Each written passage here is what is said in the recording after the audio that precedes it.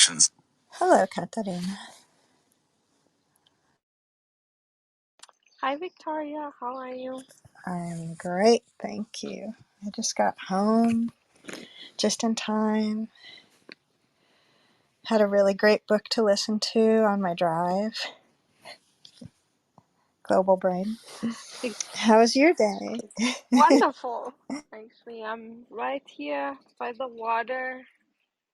It's so pretty. The view here. It's amazing. Hi, Hey, Jamie. Jamie. How's your day?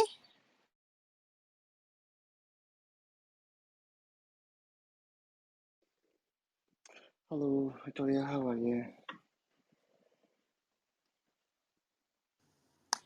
I'm well, thank you.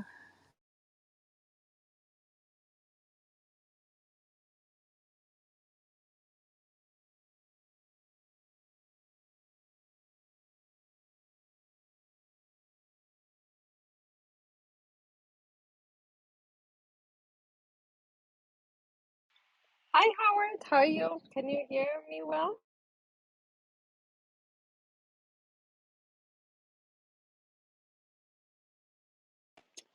The unmute button to speak should be all the way on the bottom right corner. There's a I see. microphone. Oh, There. Now you can there hear you me. go. Yep, Okay, good. perfect. So are we audio only or are we visual too?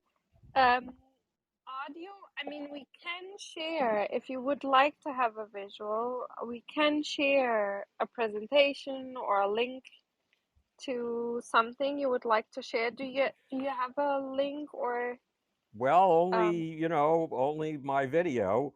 Um, so if we can't do video, let's do audio, and I'll put this phone in my holster and I won't have to hold it, which will be very nice. Um, so there we go. Are we still on? yes, we are Oh, on. good. Terrific. So Perfect. thank you for your patience. I mean, I got sick for 2 months, which very seldom happens. Um, so I was very glad that you retained your interest. Oh, of course. Of course. Your books are, so interesting, and the global brain was really, Oh, I was impressive. hoping somebody would catch on to that one, because that, in a sense, is the most revolutionary book of them all. Yes, I agree. So, that's why I really invited you and really hope that, and I'm so glad you said yes. So, and Well, you I came hope on you like the next Clubhouse. one. I'm working on the eighth one, and it's the case of the sexual cosmos. Everything you know about nature is wrong. And it's also designed to turn the way that we think in science about nature in particular on its head.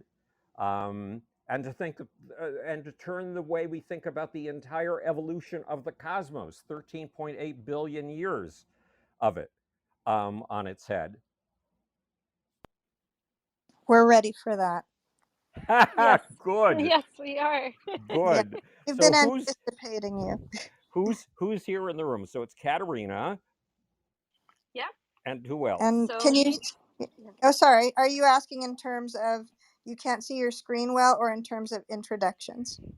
Oh, I've put you in my holster, so I can't see. So introductions would be helpful. Okay, so you can't see because we can these days on the app. We also have a functionality that we can share GIFs, so we could, as for visual. You were asking about visual, but it wouldn't be something that you could choose to share. So okay, you won't be seeing us. We will not share GIFs to you, and Oh, what a deprivation. It's not Christmas, I know unless we ask to be please taken out of your holster. So hello, right? Gloria, and Gloria? almost one more try, Victoria. Victoria. Yeah. Ah, I love it. Okay. All right, and then we have Jamie and Jamie Ceci Rahim. and Ceci Rahim. How do you spell that? Ceci Rahim, are you near your mic? Well, C. I've spelled it Cessi Rahim. No, Rahim. Is that close enough? Close. Yeah, let's replace the SS with a CI. So CECI. As Right. in Turkish. Exactly. Yes, because yes, she has a really lovely story about the origin of her name. Maybe. Oh, that's terrific. Maybe she'll share it when she comes to her mic. Right. And then next to Ceci Rahim, we have Gilbert. Aha. Okay. And what are your backgrounds? Okay, Katarina, are you sharing your background? I have a more Yes. specific Sure. question. This is called the Quantum Photonics Club. Now, I've lectured Oh, So no, this is the Science not Society. yeah. So, the what yeah, society? Science Society. Science So, Society. Oh, so I got yeah. quantum photonics down there at some point. Oh, okay. I don't know Well, maybe how. you'll visit them sometime soon. There's a lot of choice here in Clubhouse. However, Katarina, I'm sure, was contacted you, and Science Society is so happy to be the club to welcome you here Good, today. good. Warmly welcome you. Or Good. welcome you I'm warmly. delighted. And you're sort of headquartered around NYU, Yes. So, yeah, exactly. I'm at NYU. I also work for a company, 3D Bio. So we do like 3D printing of organs. And yeah, and I founded the Science Society here too. We mostly, invite authors, scientists, and to talk about like work that is really interesting and that people can share it and have a platform to share it here. Because when first Clubhouse started, people heard I was a scientist and then invited me to all these different rooms to talk about all kinds of different science topics. And I said, okay, I'm a scientist, but I don't know everything about science. right? So I said, yeah, let me try to invite colleagues that can explain this better to you. So it kind of turned into a thing. And yeah, then people said, yeah, maybe, you should have your own club where you do this regularly Right. because it's really interesting. And that's what then I did. Then I created this club, and yeah, we had a lot of speakers coming, and unless they are just being very friendly, people enjoy also coming here and sharing their science story, like from a personal view, but also like them about the science itself Right. or their work. It has been a lot of fun, very informative, and we learned a lot. So yeah, it's been a great thing. Like it turned into almost like a full-time job type of thing. Fantastic. Oh, Katarina, where are you from?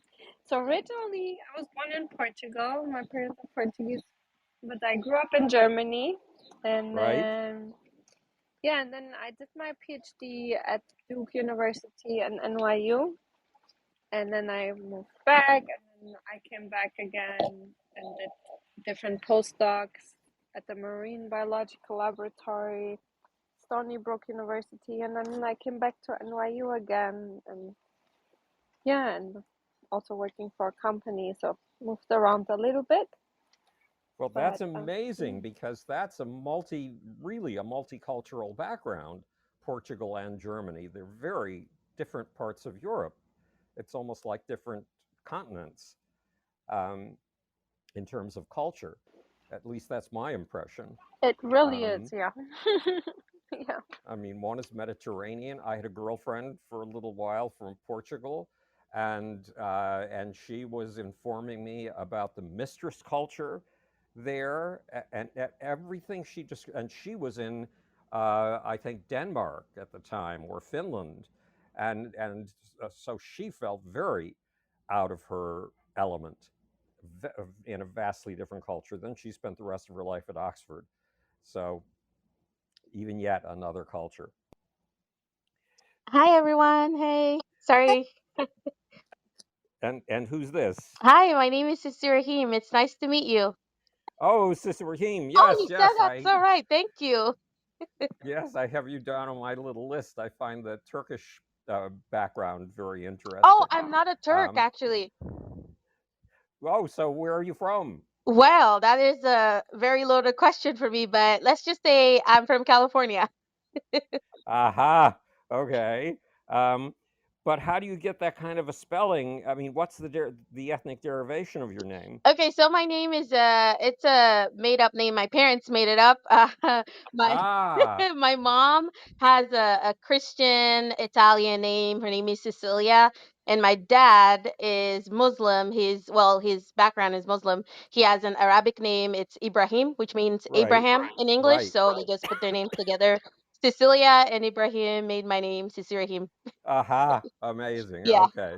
So there's nothing Turkish about it at No, all. it's not. Um, I don't know. Did it sound so Turkish? That's so interesting. Because I've heard yes, Jewish. because of the C. It's because of the way the C is used in Oh, the okay. middle. Yeah, I've Is heard Jewish. Some people say Italian. Some people were calling me Chichi Rahim. I was right. like, no, that's not it. Right? So Yeah. now, what before I spend the entire time quizzing you, um, so do you have some questions, some lines of thinking you'd like to pursue? Are you asking us as a collective? Because yeah, you can relax, and we will. Not that you aren't relaxed, but yes, we absolutely do have an idea of a flow, and much of that has to do with your idea of the room flow. But we usually ask with begin. Katarina will share some information about you, and then if it's okay with you, then I will ask you a few questions, more personal in nature, just about your connection to science, and Right. then we will hand it to you, and hope to have a nicely flowing discussion about your work and your thought. Well, that sounds terrific to me. I'm all set. Yeah, good. Well, it's 3 o'clock. So, Katarina, I'm going to pass the mic back to you so that we can get started. Yes, And wonderful. welcome, Thank you Victoria. so much. Also, there's another Victoria here, Howard, who's just joined Aha. us. All Hi, right. Victoria. Hello, just to create a little confusion on the stage. Okay, so welcome everyone to the Science Society. We are very honored to have you all here, but of course, a special welcome to Howard Bloom. And we really appreciate that you came here. You went to the, struggle to make this account, Young Clubhouse, and so on. So thank you for that, first of all. And yeah, for accepting our invitation. And before we start, as Victoria said, let me share a little bit information to the audience that so Howard Bloom, he is the author of 7 really interesting books. The one book is The Lucifer Principle, which is a scientific expedition into forces of history, and the book that really stood out to me also was The Global Brain, The Evolution of Mass Mind from the Big Bang to the 21st Century. And it's a really interesting new vision about it's a different way of thinking about evolution. And I think the book is really has a lot of really interesting information and points that I think are really important to discuss. And Howard Bloom um, got many awards. He was recognized by a lot of news channels, even the energy department, DARPA, IBM, and MIT were joined by the state by and representatives of the State Department um, to discuss theories that Howard Bloom created, and he was called the next in a lineage of seminal thinkers that includes Newton, Darwin, Einstein, Freud, and Buckminster Fuller by the Britons by news channels in Britain, and yeah, he also created science institutions or society, and they're also really interesting. But I don't want to take everything away because I think it's way more interesting if we discuss this in an interview format than me just summarizing all the facts. So I'll hand it over to Victoria, who is really wonderful at performing these interviews. And yeah, go ahead, Victoria. Uh, Thank you. well, thank you, Katarina. Those are kind words. And Howard, everything Katarina said, we're really happy to have you here. And you had mentioned earlier the idea of turning the science world on its head. And we appreciate you maybe more than you know for that. The direction of your thought, especially with in terms of challenging the idea of survival of the fittest, um, and including your ideas of the cooperative ideas of evolution. Because for many of us, if we if you have if you are of indigenous culture, or depending on your culture at all, and your teaching, or even your view of the world, maybe that didn't seem like it was the only order of things and the only way of thought, and maybe more hierarchical than just makes sense to some of us. So we really appreciate you greatly, and the creativity of your thought and your work. And our goal is to help promote science and share scientific thought and make it accessible, and also to really learn about the origins of that scientific spark. And so my first question to you is, if you can think about somewhere in your lifetime, if there was an experience or an event that had provided you with the original spark for your interest in science. And that can go back to formative years of childhood, or really any time that. Well, there's an unequivocal moment. I grew up in Buffalo, New York. I was a totally lost child. Other children wanted to have absolutely nothing to do with me. And my parents didn't have time for me and weren't the least bit interested in me. So I grew up basically asocial. And one day a book appeared in my lap in my family's big living room. And I don't know where it came from. You know how you know the location of all of your parents' books because they've been in the same place ever since you came to consciousness. And this was a book that didn't belong in there anywhere. And it said the first two rules of science are these: the truth at any price, including the price of your life. And it gave the example of Galileo, and it told the story all wrong, the mythologized version.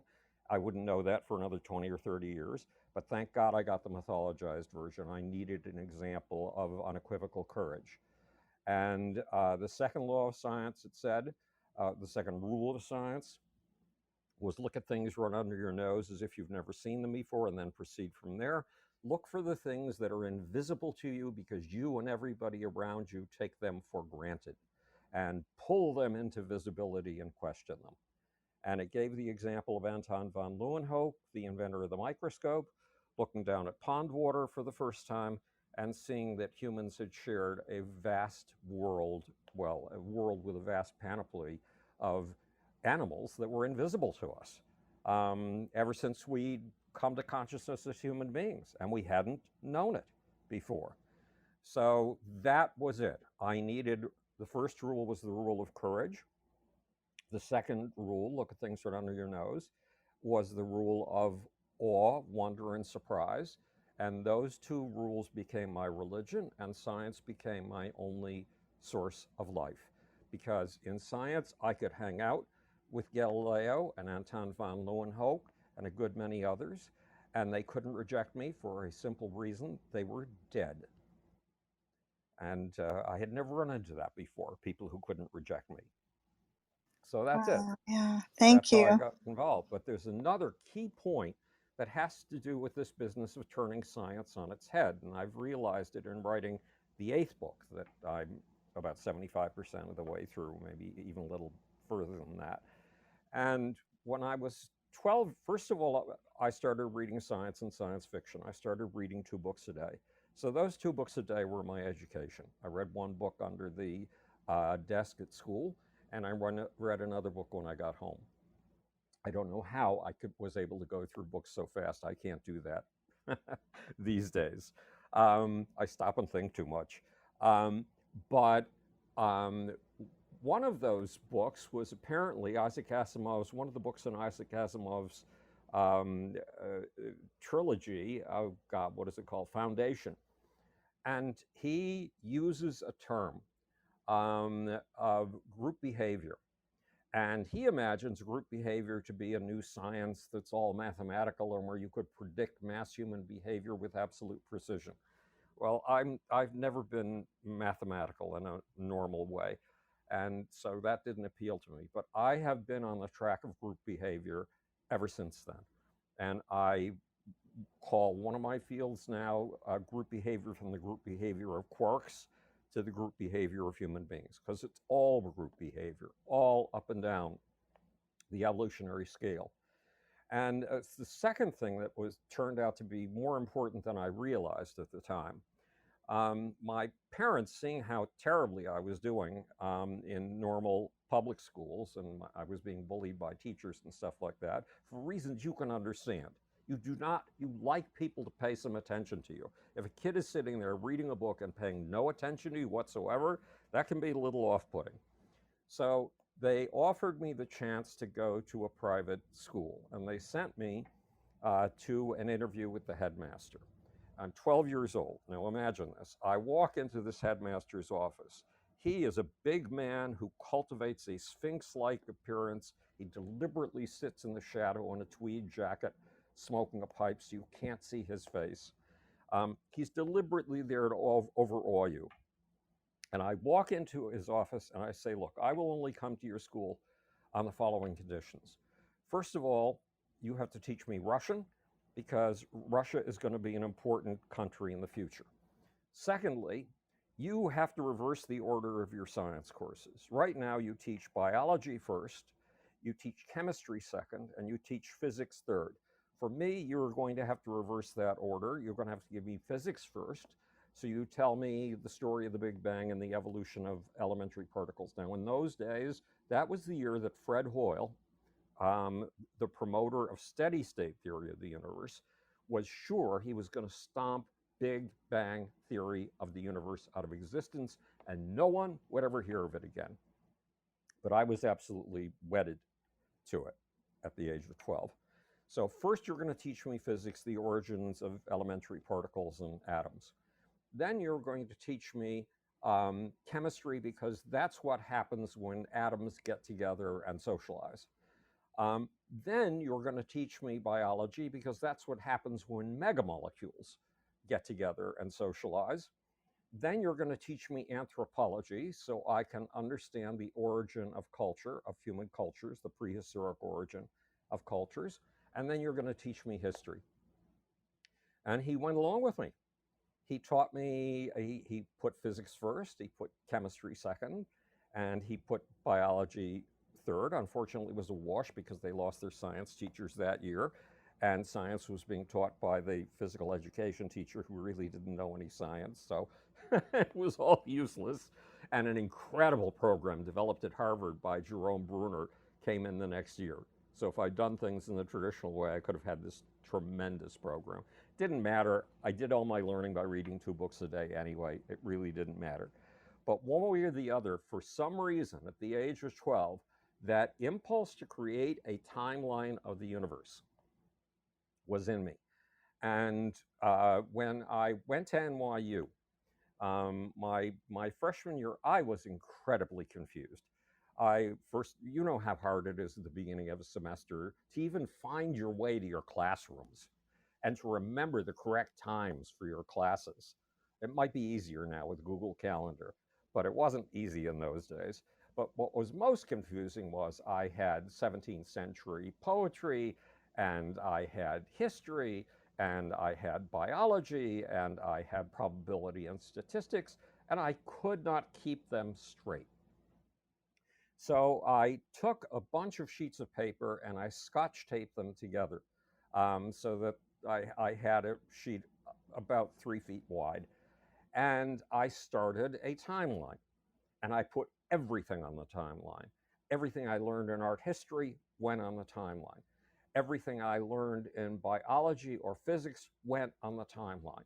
Everything I learned in probability and statistics went on the timeline. I mean, the original dates of when these things emerged, like probability and statistics in the 1500s, um, and the dates of the poetry, and suddenly something started to happen.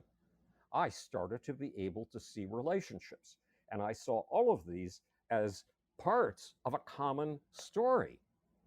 And I built that timeline. It finally ended up being 7 feet wide, and then I didn't need it anymore. And I didn't need it anymore because it was in my head, and it's been in my head ever since. And so the way I do science is based on the timeline.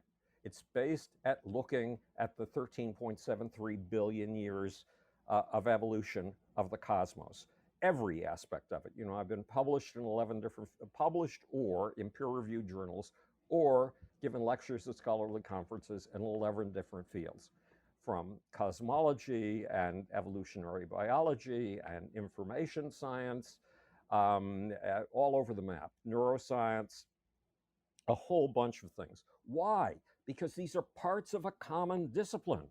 These are parts of a common story. They do not belong separated in pieces.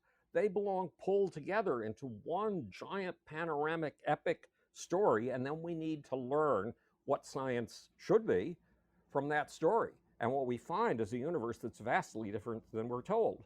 In 1850, teleology was canceled out of science, and not even by a major scientist, by a scientific popularizer. And then everybody went along with him.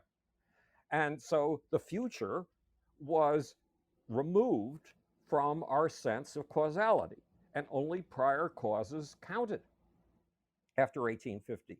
But that's not the way the cosmos seems to operate. There seem to be implicit structures at every step of the way. And what is an implicit structure? It's a future waiting to be born with very specific characteristics. For example, in the first 320,000 years of the universe's existence, this universe was a plasma of particles. And a plasma means particles that are bouncing into each other at super speeds, ricocheting off each other, somehow maintaining their integrity, and then ricocheting off something else, again at a speed much higher than two bullets colliding in midair, and yet retaining their integrity and doing it all over again. That's astonishing because, in fact, protons, which is what we're talking about pretty much, a proton is a social process. A proton is 3 quarks. And there's something you have to know from Aristotle here, and it's been influencing us ever since. You will find the whole modern program of science, including its prejudices, in 2 pages of Aristotle's metaphysics. And it says that if you break things down to their tiniest parts, and you understand the laws of those tiniest parts, think about this for a second, laws, tiny parts, that's a metaphor. Laws are something that Aristotle would know was applying primarily to human beings at that point. But if you understand the laws of those tiniest parts, you will understand everything you need to know about a system. No, I am sorry, Aristotle, excuse my language, but fuck you. That's not the way it works. It's the way things come together and form emergent properties, and form team identities, group identities. A proton is a group identity. We think of it as the hardest, fastest, most material thing in the cosmos. It's a group identity. And if you know all of the properties of a quark, that gets you nowhere in understanding what a proton is, because when you put 3 quarks together, a whole new unimagined property emerges from the sociality called proton, which we think of as the most hard and fast thing in the universe. And it's such a, if you'll excuse my language again, it's such a fucking social universe that protons are born, neutrons are born, electrons are born. And this is at the first 10 to the minus 30 seconds of the universe's existence. And those quarks that are born at that point are profoundly social, and they come with little etiquette books built into them for all practical purposes. They know who to avoid and who to glom together with, who to be attracted to. It's called attraction and repulsion. We don't think of that as an etiquette book. We don't think of those as social rules. Well, we should. They're how different elements respond to each other, how quarks respond to each other socially. And they imply that there is already an information structure of some kind, that there is already a transfer of information. And it's the transfer of information that allows you, a quark, to determine whether you should get together with me or you should get the hell as far away from me as you possibly can. Those are social rules. And from the social trio of three quarks comes a proton, but from a different form of three quark team comes a neutron. Now, the universe is so social, aside from the etiquette book, that a neutron can only exist for approximately 10.6 minutes if it remains alone, if it thinks this is a universe of loners. If it doesn't get together with a proton, it undergoes neutron decay and it ceases to be a neutron. It loses its group identity. It loses its social identity and is forced to assume another social identity, that of a proton and an escape particle. So the basic rules are that the universe is profoundly social, the universe is profoundly communicative, the universe is based on forming larger and larger forms of teamwork. Each form of teamwork has an emergent identity of its own. You could call it a personality, like the personality of a proton versus the personality of a neutron, the personality of one galaxy versus the personality of another galaxy. Those are both massive group identities, massive emergent properties from teamwork that produces something far grander than the individual elements of which it's a part. Aristotle produced a brilliant program that's gotten us as far as we've gotten, and now it's time to recognize Aristotle's limitations and go beyond them, and also see the implicit structures in things. Because at 320 to 380,000 years after the Big Bang, what happens? That plasma I was describing, particles moving at such super speeds that they're constantly colliding with each other and bouncing off, slows down.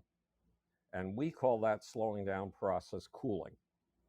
And when it slows down, the most improbable social thing you can possibly imagine occurs. There are particles which, relatively speaking, are the size of the Empire State Building. And there are particles which, relatively speaking, are the size of your fist. That's a radical disparity. Radical. And yet, they discover they have a kind of inanimate longing. And the inanimate longing of the particles the size of your fist precisely fits the inanimate longing of the particles, relatively speaking, the size of the Empire State Building. And they get together, and the particles the size of the Empire State Building are protons. The particles the size of your fist, relatively speaking, are electrons. Not only do they precisely fit together, and the electrons are capable of going thousands of times around the proton in a very precise pattern every second, which is just astonishing. But the social property that emerges from this pairing that you cannot predict from simply knowing the properties of a proton or the properties of an electron is an atom. It's hydrogen. That is a radically unexpected thing. But atoms are implicit in the cosmos. That is, they are lurking in the future, waiting to be materialized somehow by these social teams. Does any of that make sense? So the future counts in science. There is an implicit future with implicit forms of group identity, waiting, just waiting for the circumstances to be right. On a different scale. So wow. Thank you. We're it's really a fun ride that you're giving us. We feel very grateful, all of us, to be along and hearing what's pouring out of you. And I just think I just have to say it's dear. It's really dear the way that you went to the headmaster and you asked him in that Oh, I order, demanded of that him. you demanded in that order. That was a timeline for for the universe, for the creation, and you had to hear it that way. But also, when you were talking about taping your notes together, you were using your visual learning and your kinesthetic learning, and you were making it make sense to you because school is so regimented artificially, which you were really undoing with just following your own inner guidance of how, of your curiosity and how you believe things should work. And Well, that's a very I interesting way of looking at it. I had never thought of it that I'm a way homeschooling before. parent. I'm an arts educator. And Right. I feel a constant fight against the regimentation of school and creative thought, because what you were able to do happened because of your power and courage, and what those two things that you said you read, and also because people got the hell out of your way. And we are also grateful that they did, because look at, you knew the direction that you wanted, and you had to make sense of this course of study where people are telling you what to take in order to follow a degree program, but you had to make it make sense by taping it together in timelines. That's a beautiful thing. And I guess what I wanted to say is that what you are mentioning about the implicit structure reminds me of what you mentioned about in your book when you were talking about the sugar water. Right. And yeah, so I don't want to tell your book or anything, Well, but I've got that again in the upcoming book. It's yeah. So because if this. go ahead, Well, I'll tell that. Let me just tell the sugar cube please. story. It's your room, So, please. Thank you. so we are told in science that unless you believe in the theory of entropy and you use it all the time and you use the ideas of closed systems and open systems, you are not a scientist.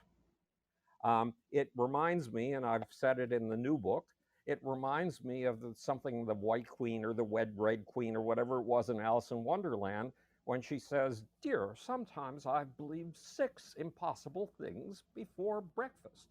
And Richard Dawkins points out that in Christianity, the idea of absolute faith is I will believe this no matter how impossible it is. And that's basically a way of showing you belong to the group and you are willing to give up your will to the will of um, the group.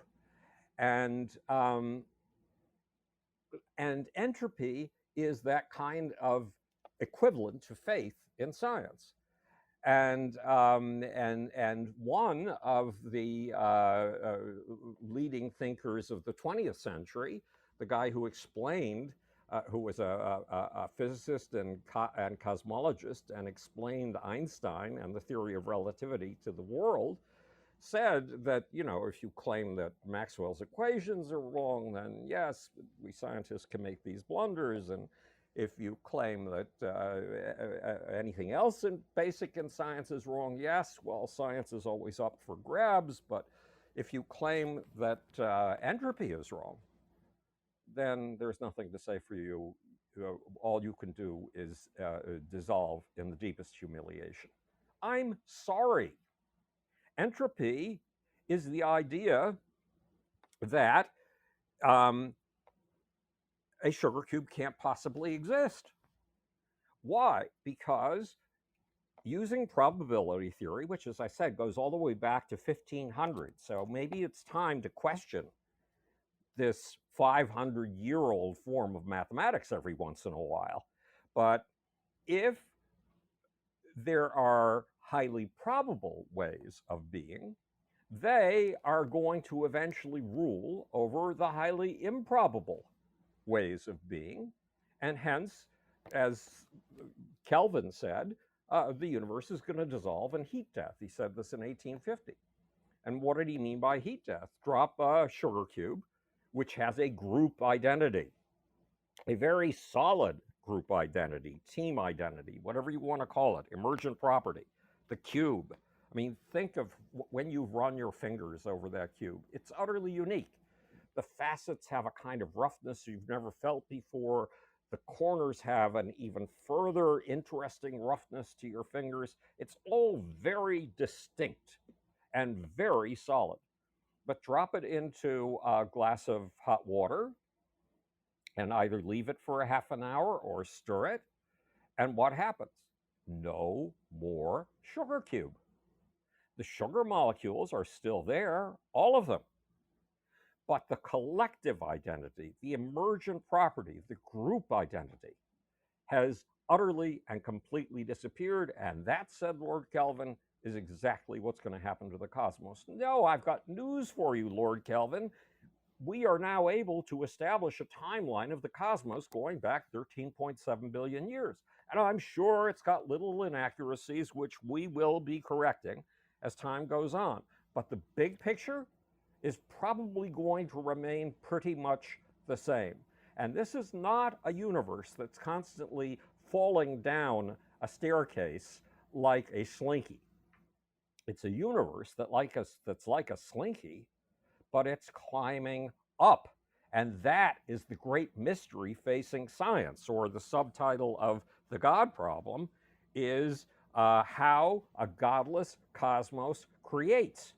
And that really is the big mystery, except the creation process, to an extent, is finding an invisible staircase that was always implicitly there, but awaited the right conditions to appear. So the future beckons us, as well as the causal past moves us forward. And to look only at the causal past is to be blind to the universe we live in, and that is unacceptable in science. Remember, the second law of science is look at things right under your nose, as if you've never seen them before, and then proceed from there. And an interesting thing happened to me a couple of days ago. When I mentioned being interested in science, this was a political interview I was doing. The interviewer said, "Oh, thank God you participated in science fairs. I used to be a science fair coach." And I thought, what? Science fairs? I never participated in a science fair in my life. Yes, I co-designed a computer at the age of 12 that won some science fair awards, but I didn't enter it in a science fair, and I didn't do it for the sake of a science fair. Science was a solitary process for me, and you've just pointed out why that proved to be such an enormous advantage, to be constantly cast out of the social universe and then to find a way to make a home outside, and then to take for granted reassembling everything, because I took that for granted. I didn't think about it. I was just doing it to save myself because I was drowning in the information that was coming in incomprehensibly to me. That turned out to be the greatest gift that this universe has given me, my utter solitude. And I hope that people are taking note of those two. I don't know, remember if you called them rules or what you called them, but just that to The maintain first the two courage, laws of, the or pursuit, the whatever they are, courage, yes. right, and looking right at what's under your nose. And I think you could also call that staying curious. Seeing things as if you're seeing them for the first time, even though you've seen them every day of your life, because Right. that's what you described with the pond water. And there's something else about my body of work. My body of work includes not just the Lucifer Principle and Global Brain and my hard-nosed science books, if you can call them that, because they're all from a very different point of view than is accustomed to in science. But it also includes books like How I Accidentally Started the 60s and Einstein, Michael Jackson, and Me, A Search for Soul in the Power Pits of Rock and Roll. Because here I was addicted to the idea of group behavior at the age of 10, and I've been addicted to it ever since. And yet I've never been a part of a group. That was probably a huge advantage, because the social part of me that needs groups has found groups by being fascinated with them as an outsider. And God, what was I telling you? But the point is that I sensed, and I don't know how, again, when I was 12 years old, my mom dragged me off to meet with the head of the graduate physics department at the University of Buffalo, and I'm sure it was a courtesy call and it was going to be 5 minutes because what head of a graduate physics department wants to talk to a 12-year-old? And we were in his office for an hour. Why? Because the hottest issue of the time was Big Bang versus steady state theory of the universe, and it all depended on the interpretation of the Doppler shift. And we spent an hour discussing the interpretation of the Doppler shift and its implication for Big Bang versus steady state. And as I said, it was 1955, the year when Fred Hoyle was convinced he was about to destroy Big Bang theory forever. And somehow at the same age, I intuited that there was an ecstatic experience, that there was a transcendent experience of some kind. And I wasn't seeing it in the world around me, and I especially wasn't seeing it in my parents' synagogue. And it seemed to be instantiated in a word that came from popular music, soul. And I was fascinated by that experience, which seems to be a profoundly individual experience, but in reality is the most profound group experience, one of the most profound group experiences you can have. And that is an aspect of mass behavior too, the way our emotions are engaged, and we occasionally feel we have come in contact with the larger being of which we are part, with that group identity of which we are a part, that emergent identity of which we are a part. And it is crucial to incorporate what we call mystic experiences and spiritual experiences and rock and roll experiences and the gods inside of us, which is what I started calling it when I was roughly 12 years old. It is crucial to incorporate that in our body of science. It fits. It is part of the profound sociality of the universe and this aspect of emergent properties coming from smaller parts, and we are smaller parts. And one of the metaphors that appears in my first two books is, look, you're 100 trillion cells, and each of those cells is theoretically capable of living on its own. I mean, Caterino, you know that from 3D printing organs. The self-assembly is the miracle of the process, but those cells could exist for a while on their own. And yet those 100 trillion cells participate in something that no single one of them is capable of comprehending. No single one of them has a sense that there is a Katerina, there is a Victoria, there is a Jamie, there is a Ceci Rahim, that Gilbert, your cells do not know that self that you know every day, which is an emergent property of group identity and one of the most hard and fast, solid things in the universe, because that's what group identities are. That's what team identities, the emergent identities Howard, of teams are. Howard, I have a Yep. question. Can you, because that's a fascinating concept, can you please explain a little bit more about the idea of emergent property, and then maybe if you could connect it to the gene and meme idea, if that works for you. Otherwise, if you could just spend a moment discussing emergent property, that would be really fantastic. Okay. It's about 1860, I think, and John Stuart Mill and his friend George Henry Lewes, who are both fascinated by science, are sitting around John Stuart Mill's living room in England, and they're thinking about things. And it's recently been discovered that, first of all, Priestley has isolated oxygen, and I believe he's isolated hydrogen and a few other gases.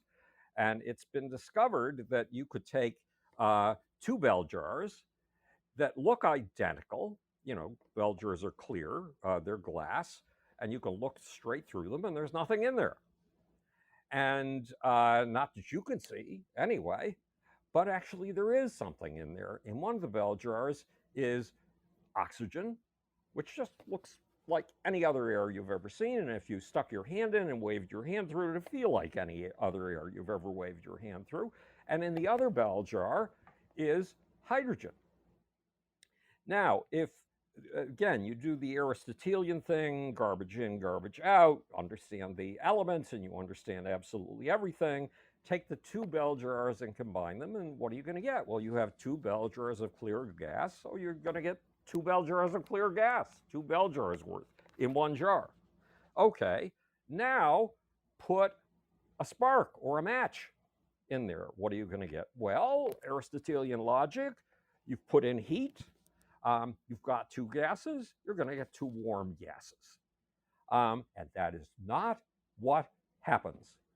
The whole damn bell jar explodes, and you're lucky to get away with your face still intact.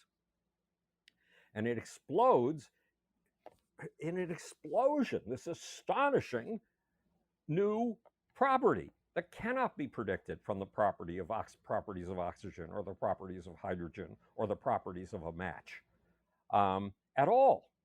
And so they're trying to think, that they're thinking, okay, all the math that we know from Newtonian science, because Newtonian science has been dominant ever since 1700, and science is thought of as identical with doing the kind of math that Newton did.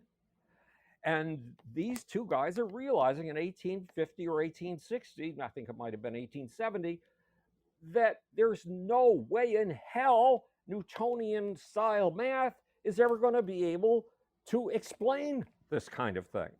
So they come up with a name for it. They bounce around. One of them calls it heterotrophic properties, which is a little obscure, but of course, scientists like obscure terminology. And they go for a more accessible term, emergent properties. So that's what emergent properties are. Emergent properties, example, it appears in two of my books now. The 8th book, it's going to appear in it for a second time. You've got a guy standing on a balcony in Memphis, Tennessee. He's 100 trillion cells. Those 100 trillion cells have an emergent identity. And that emergent identity is Martin Luther King. A bullet comes and hits him, I believe, in the neck. Well, it doesn't do that much damage. Of the 100 trillion cells, almost all of them are still functional.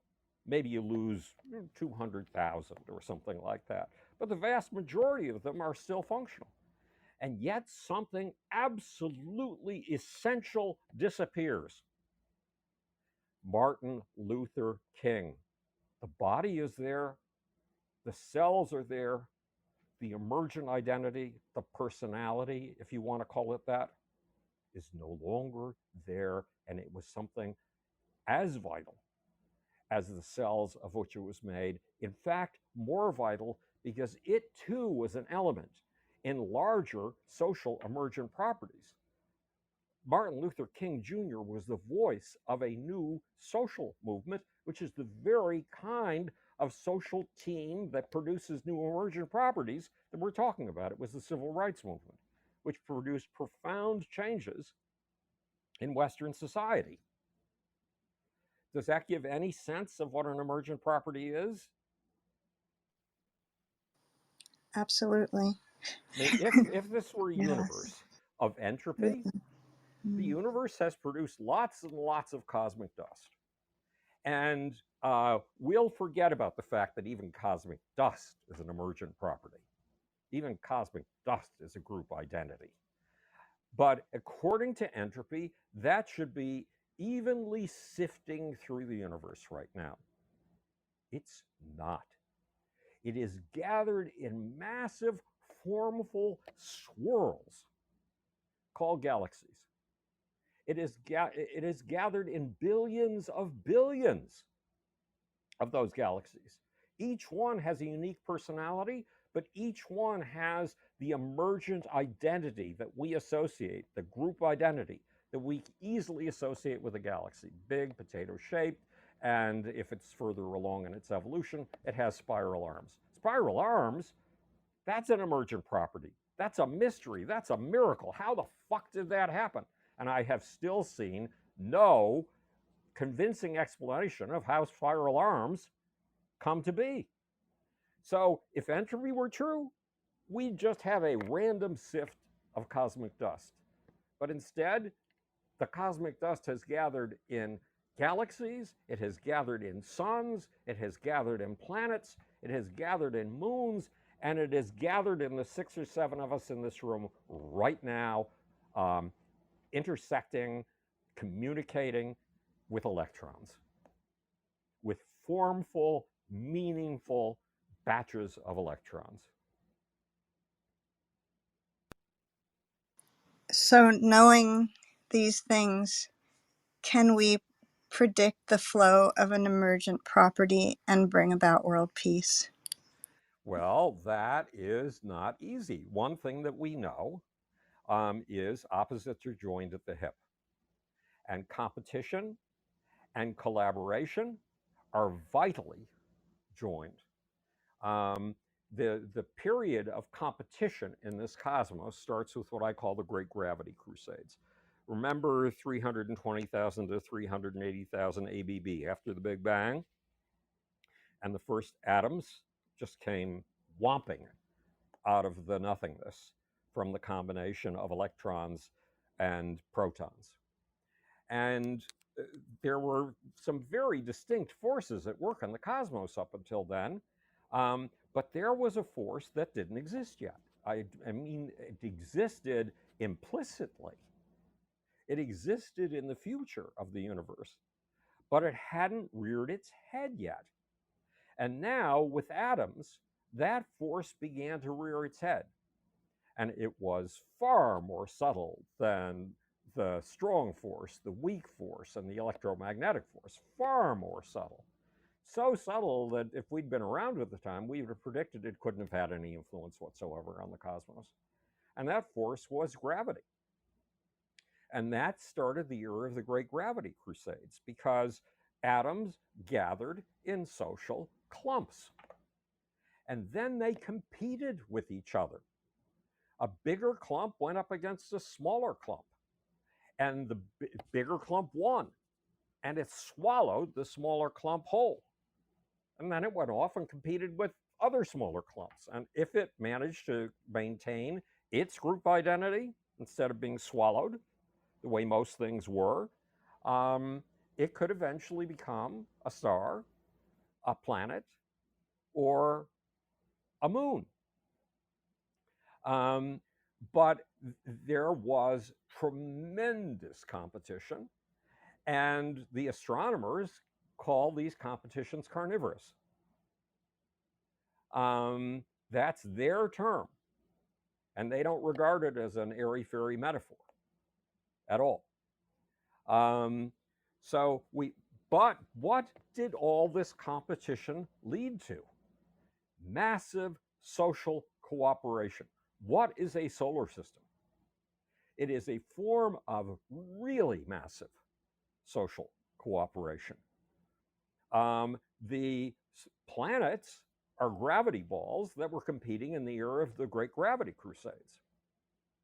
And they are the rare gravity balls among the millions or billions. They are the few survivors, 8 of them, as we count planets these days in this particular solar system.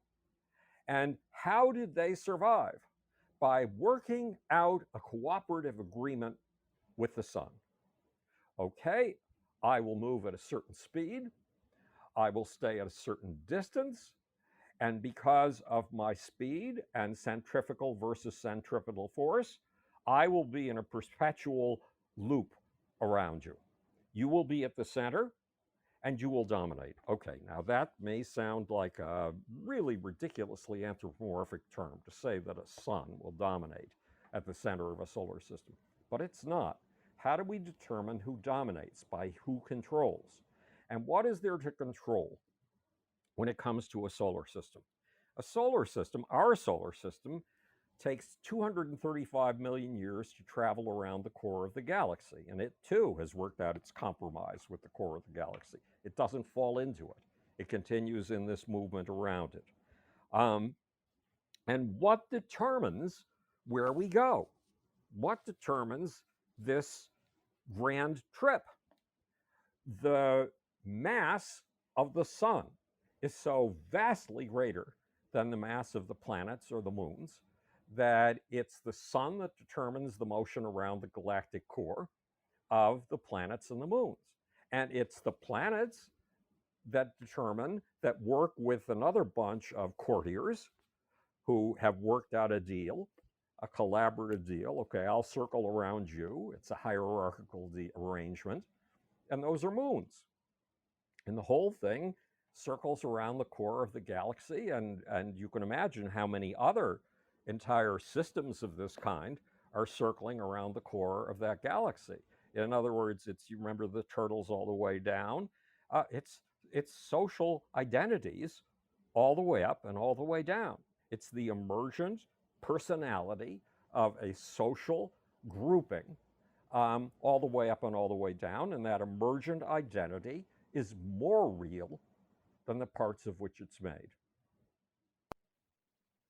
So Because I'm, you can yeah, change go parts in ahead. you right now. Every minute, 2 billion cells are dying and being replaced. Does that change your identity? No, your identity is really the dominant controlling force, like the sun in a solar system. Right. I'm thinking of that macrocosm and microcosm view of what you're saying, and going back to your words when you said that the universe is not falling down a staircase like a slinky, it's a spiral and climbing up. And that can be, I'm again thinking about your education with respect to learning.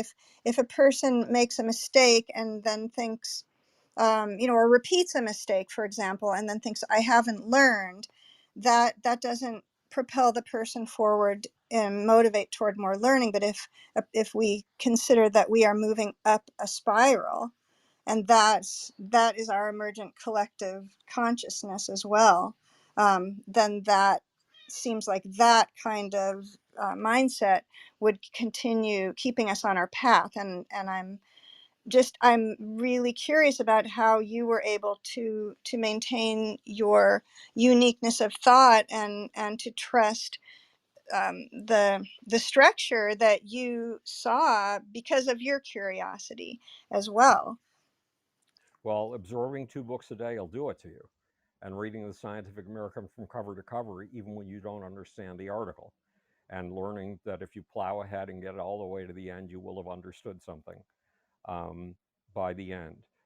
That's how my life had organized itself. Books saved me. Books raised me the way Mowgli was raised by wolves.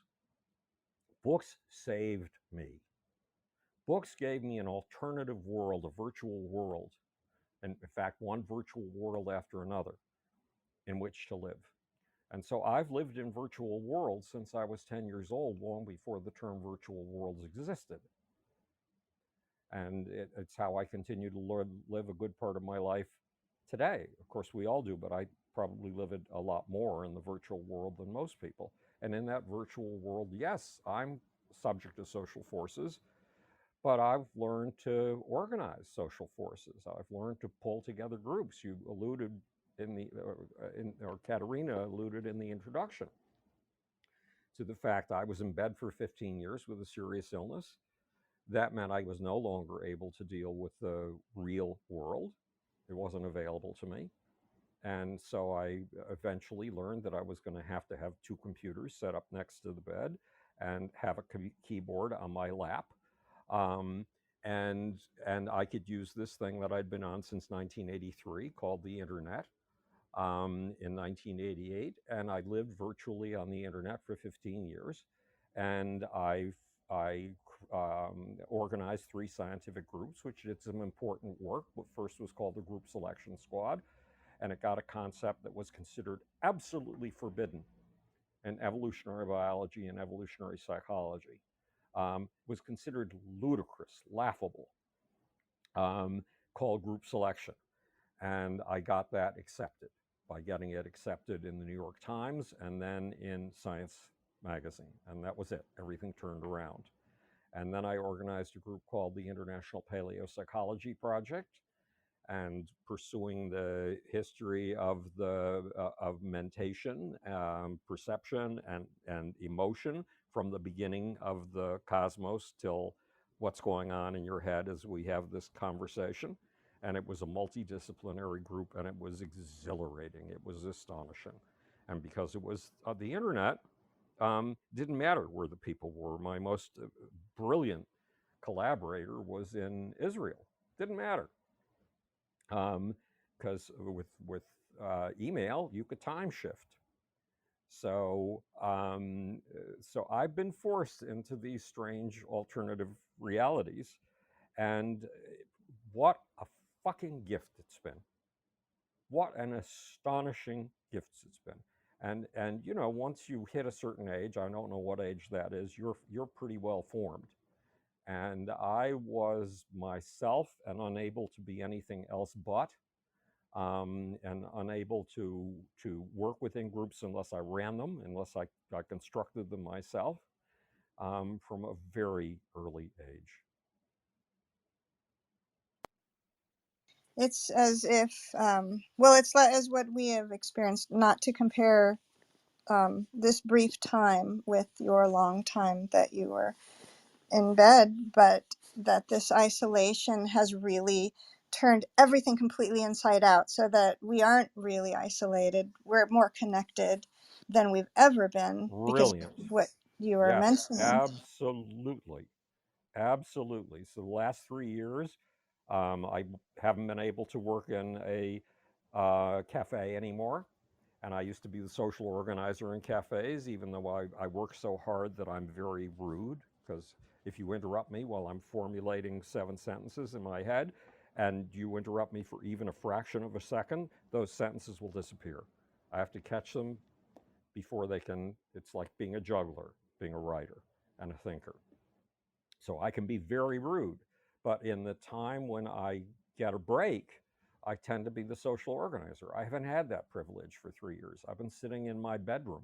That's where I am right now, talking to you.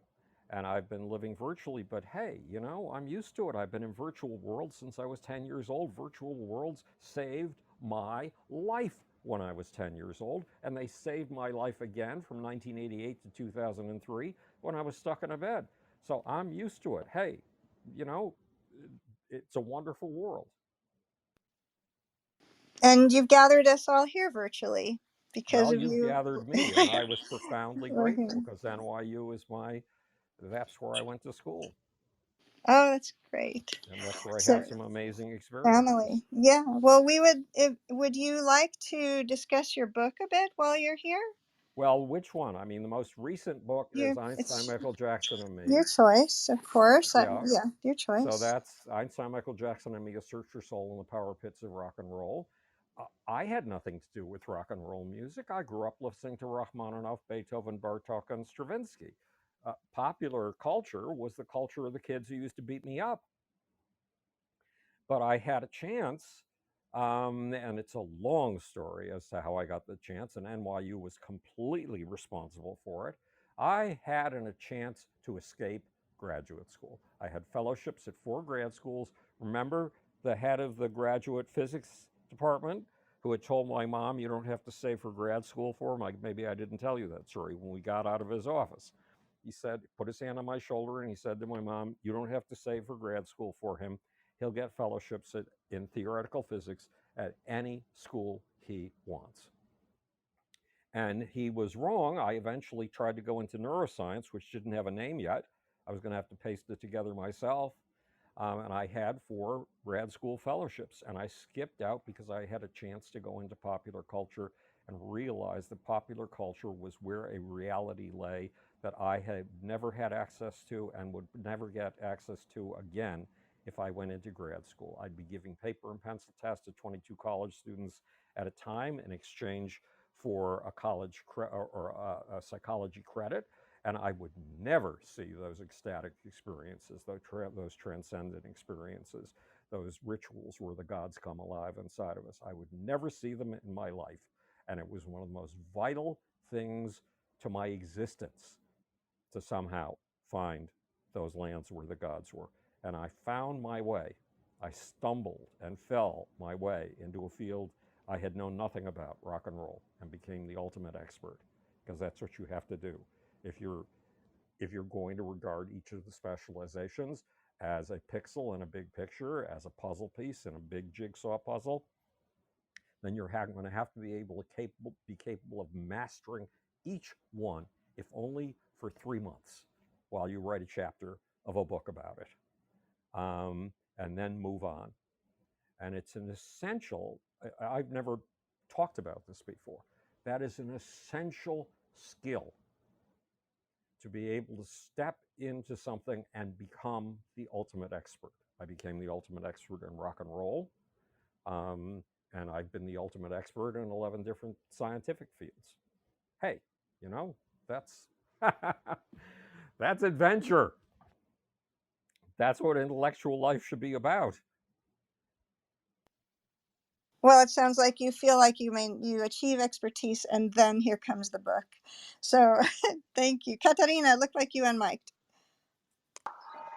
Oh perhaps. no, I wanted just to agree.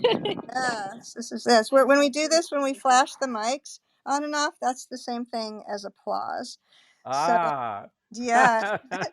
So there's a lot of applause, but of course, oh, you said that you're in Yes, the I'm not holster, looking at so the you're screen. not looking at this. He's not looking at the screen, folks.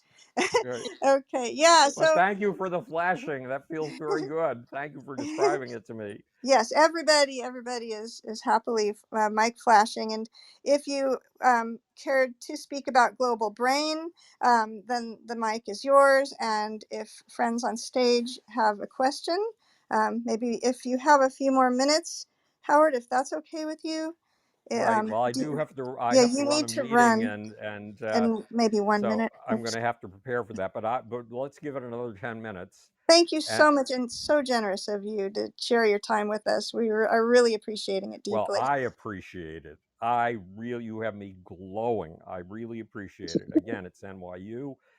NYU was what gave me the chance to escape grad school, if you can believe it. When I was in my junior year, poetry was extremely important to me. Poetry is connected to all these things we cannot articulate and cannot find a way to articulate in a normal, rational way, but with things we need to understand and feel and touch. And we get to do that in poetry. And poetry became profoundly important to my life when I was about 14 years old. So I was taking poetry writing courses from the poet in residence. And one day he said, Bloom, wait until everybody leaves the classroom, close the door, sit down in that seat. And he pointed to the bawling out chair opposite his desk. So I waited until everybody left. I closed the door. I sat down in the bowling out seat, and he said, Look, you, last year I asked you to be on the staff of the literary magazine. You never even showed up. This year I'm telling you, you are the literary magazine. You are the editor. You do not even have a faculty advisor. The minute you walk out that door, you're it. Now walk the hell out that door. And I did. And I turned it into an experimental graphics and literary magazine, and it caused an uproar in the New York commercial art community, which I didn't even realize existed. I was so mired in living at NYU or in being at NYU, it didn't occur to me. And that gave me an opportunity to found a commercial art studio, which I realized would be a periscope position into popular culture. And it allowed me to stumble my way into rock and roll. And guess what I discovered when I got into rock and roll? The land where the gods are. The rituals where the gods inside of us come alive. So I got into the area I needed to be in more than anything else through a series of total accidents. And again, through being able to become the expert on something in a relatively short amount of time. Wow. Thank you so much, Howard, for sharing about your work, your whole body of work. And I really like how you were explaining not just about global brain, which is, the title of the room, but you actually went and talked about some of the other works and how they connect together. And I was just seeing on your website that you have something there that kind of talks about your entire body of work and how it connects together.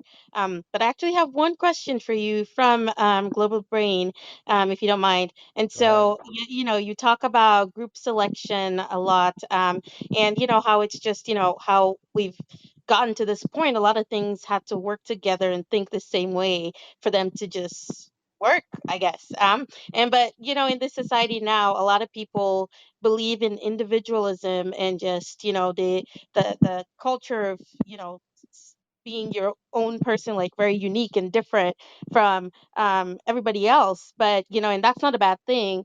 But based on what you've talked about, it seemed like there might be some benefits to that group selection. So I guess my question to you is, how could we maybe get people to think more like that? And if they already are, how could we make them realize that, hey, there could be some ways that you could capitalize on this to hopefully move forward and make the world a better place? Like, how do we pass this knowledge on?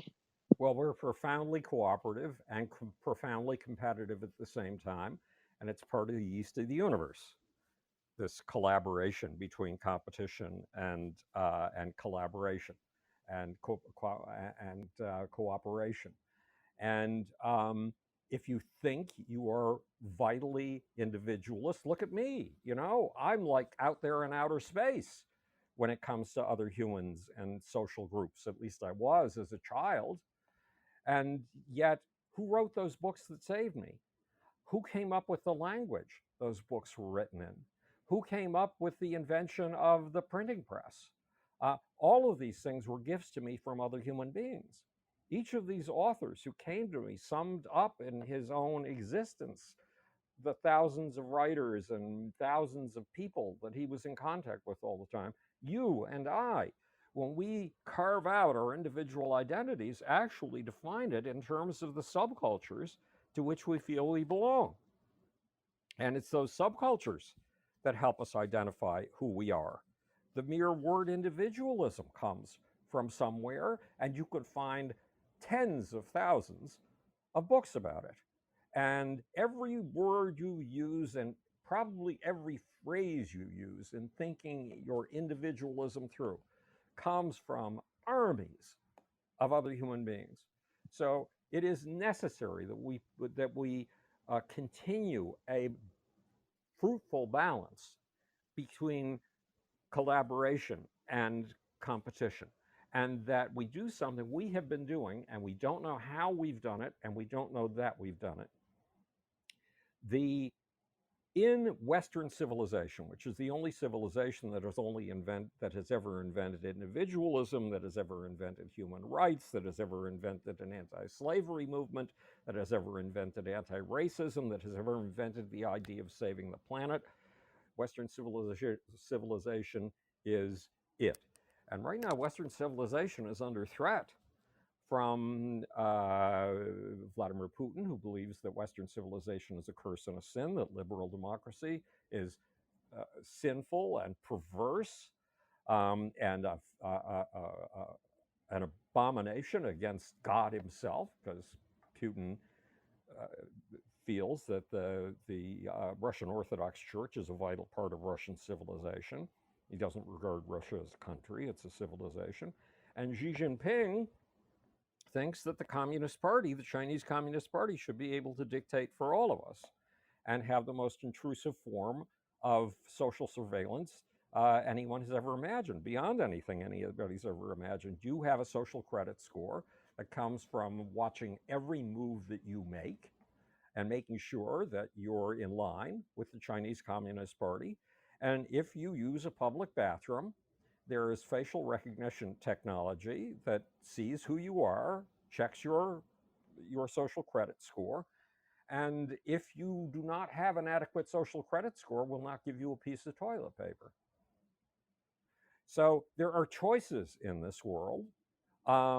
I choose to live in a society that has more individual freedom and at the same time the freedom to associate. How else would I have ever gotten to live in this vast variety of social worlds? Rock and roll, um, the political world, the scientific world, um, many scientific worlds. And it is important that we cherish these freedoms. And one of the things we need to know is that within Western civilization, we've increased the peace in the world by a factor of 10. If you'd been born in one of those lovely indigenous cultures that lives in peace with its fellow man and in harmony with nature, your odds of dying a violent death at the hands of a fellow human being would have been 10 times what they are today. If you'd been born in Western civilization in 1650, your odds of dying a violent death at the hands of a fellow human being would have been 10 times what they are today. Somehow we have increased the peace in the world by a factor of 10. And now we need to do it so that we can live at peace with Xi Jinping and Vladimir Putin or other leaders who hopefully are a little bit more liberal and democratic than they are. But I don't know how we've increased that peace. What's his name? God, the psychologist, the linguist, actually, who went from MIT to Harvard. I'm blanking on his name right now. Um, but he has done some brilliant work on this, The Better Angels of Our Nature, which he actually derived from a couple of paragraphs in the Lucifer Principle, but then expanded absolutely brilliantly, is about this. And his next book about humanism is about this. And we have to learn what we've done so that we can extend it and increase them. Because look, if our great great grandparents could increase the peace in the world by a factor of 10 through means we do not know. This is one of those look at things right under your nose as if you've never seen them before moments. That peace has been there and we haven't seen it. Now it's time, if they could give us 10 times the peace in the world that we've had in 1650, then we owe 10 times that peace to our great great grandchildren. Or we're not picking up the thread and running with it. We're not paying off or paying forward. Does that make any sense? Yeah, it does. Thank you so much for sharing that. I really appreciate you taking the time to explain it. Thank you. Thanks for coming. Oh my gosh, we have only 1 minute more of your time. Katarina, do you want to say anything before we wrap up, or? Um, I don't know if Victoria um wants to Yeah, ask something. I actually wanted to ask Howard because I run actually a book club on Clubhouse, and you mentioned reading 2 books a day from the time that you were 10. So I'm wondering, what is the most prized book on your bookshelf today?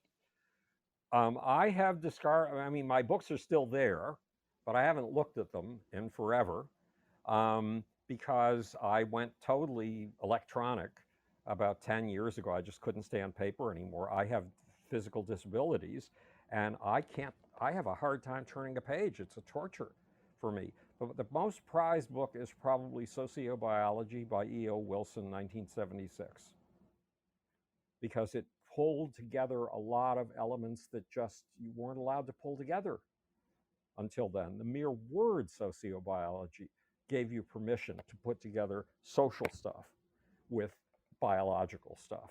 And to me, that was a precious gift, that permission.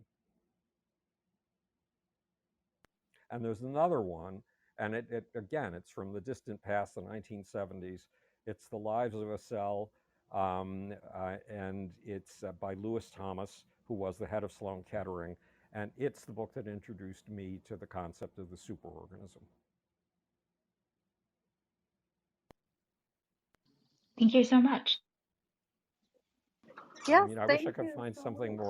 more current to give you, but those are the biggies. And then there's a book on parallel distributed stuff that came out in the 1980s, 1986, and I think from the Santa Fe Institute. But the whole concept of parallel distributed intelligence, which now lies behind every supercomputer you've ever seen, but also lies underneath human societies, animal societies, the evolutionary process itself, um, was a profoundly important contribution.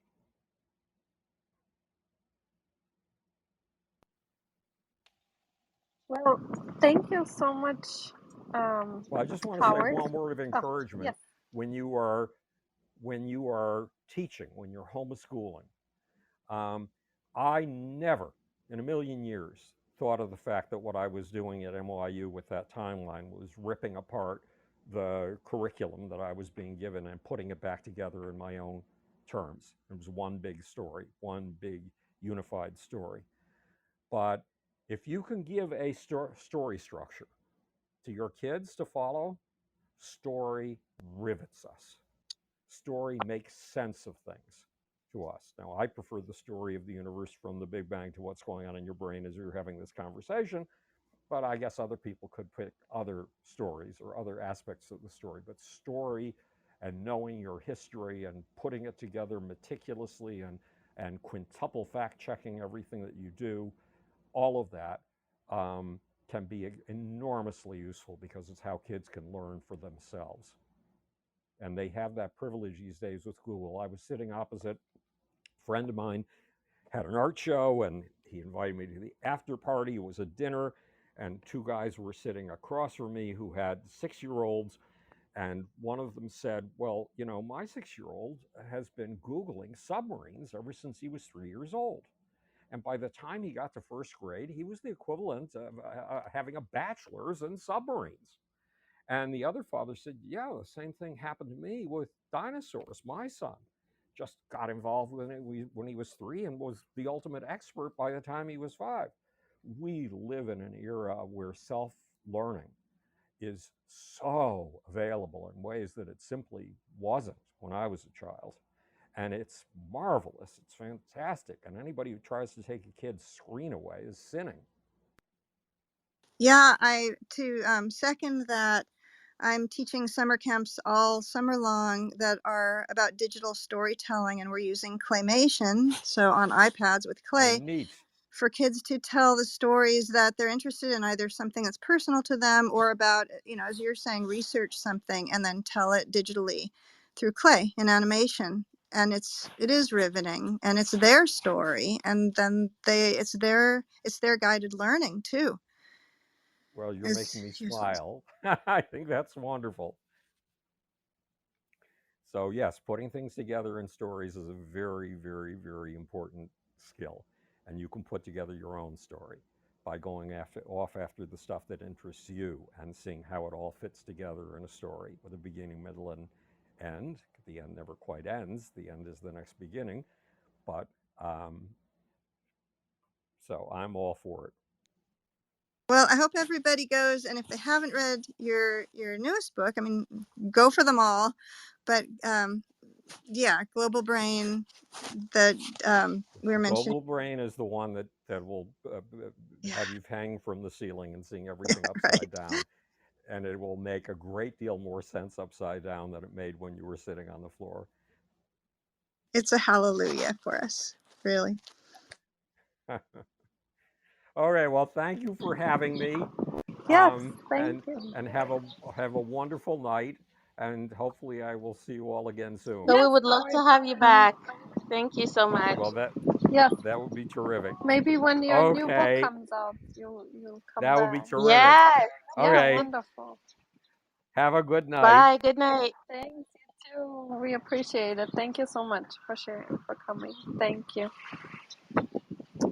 And thank you, everyone, for coming, being here, listening, asking questions. And of course, the best to you, Howard. And we hope to read very soon your new book. So everyone stay tuned for the new book that will be coming out, and we're really looking forward to it. And enjoy the rest of your evening or morning, wherever you are around the world. Middle of the night for Jamie. And thank you so much, everyone. Thank you, Howard. Bye. Bye. Thank you, everyone.